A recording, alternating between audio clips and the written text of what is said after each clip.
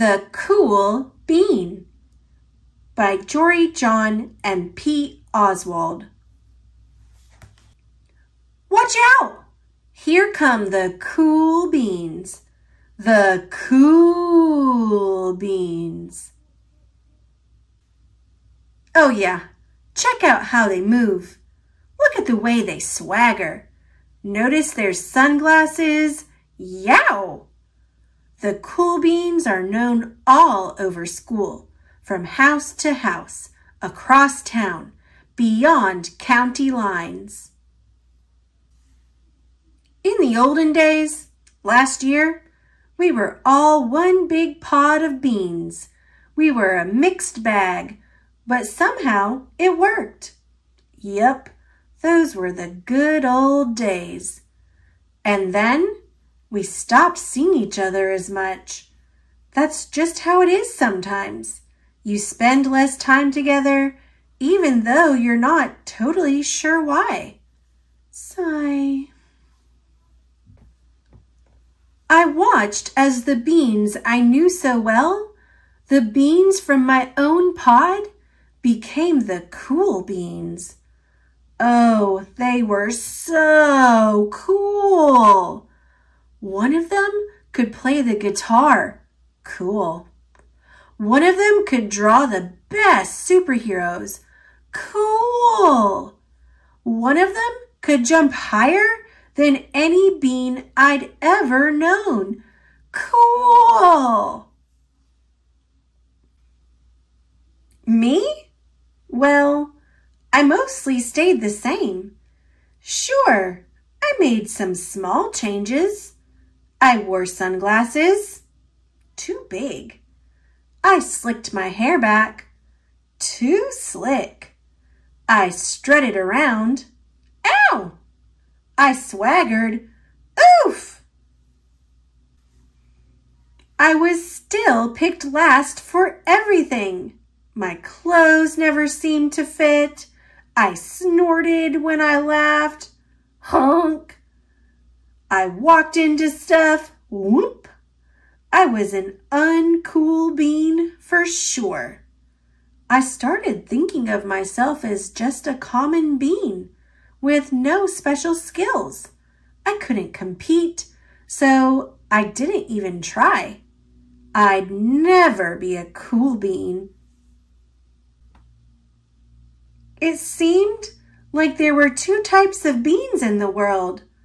There were the cool beans and the beans like me. The days all blended together. I lived my life and things were just okay. I took tests and ate lunches and mostly kept to myself. The cool beans continued being cool. I mean, sure, I missed them a bit, but it's not like I was going to say anything. I felt like all that coolness had gotten in the way of our friendship. And that's how it went. Until one day, I was in the cafeteria. I dropped my lunch on my loafers. Oh no, not again. But then something sort of miraculous happened. Out of nowhere, one of the cool beans helped me clean it up. He didn't even say anything. He just gave me a nod. That was it. Later, I was out on the playground. I tripped and scraped my knee and maybe cried a little bit, and everybody saw it. Another one of the cool beans came to my side, and without a word, he dusted me off. That afternoon, I was sitting in class. I wasn't really paying attention. I didn't notice, but our teacher had called on me. Everybody stared. I sat there in silence. Nobody said anything. And then everybody just laughed at me. That was it. After today, I was officially a has-been. But then one of the cool beans stood up and came over to me. Everybody watched. She leaned in close and whispered, "Hey, the teacher asked you to read from page 32. Then she gave me a quick wink and went back to her seat.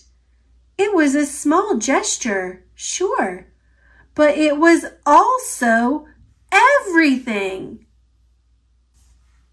I walked home with a goofy smile on my face. I smiled all the way through dinner. That day made all the difference. It was a day that could have been really bad, if not for the kindness of a few cool beans. It gave me a shred of confidence. That shred of confidence has continued to grow. Somebody had my back. Or a few somebodies.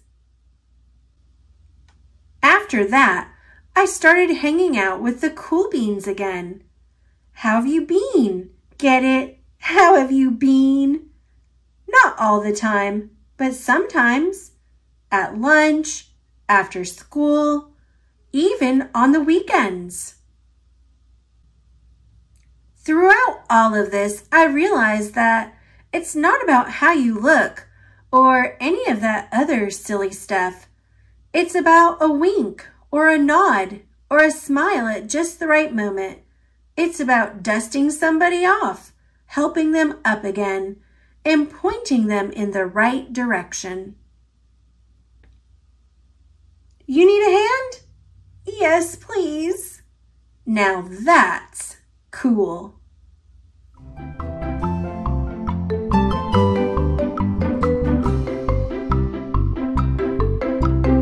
Thanks for watching. Click subscribe. See you later, alligator.